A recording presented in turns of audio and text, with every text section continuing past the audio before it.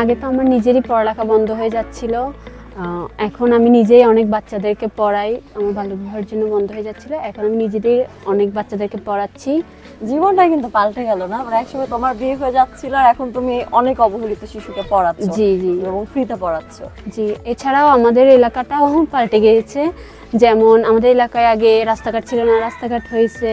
তারপরে পানির অভাব ছিল, পুষ্টিকর পানি পাইতাম না, ময়লা আবর্জনা পানি খাইতাম।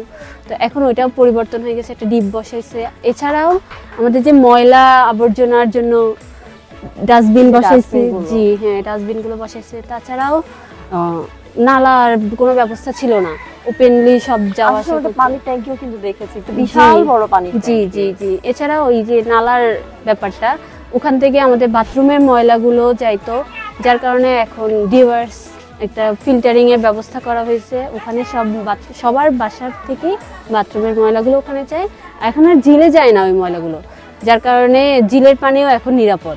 এবং তোমরা কিন্তু সবাই সুস্থ জীবন যাপন করতে জি পারছো। জি, এছাড়াও আমাদের এলাকায় ব্যবসা দেওয়া হচ্ছে, শিক্ষা ভাতা দেওয়া হচ্ছে, তারপর কিশোরীদেরকে কাজ শিখিয়ে চাকরির ব্যবসায়ের ব্যবস্থা করানো হচ্ছে, তারপর পুষ্টির ব্যবস্থা করা হয়েছে।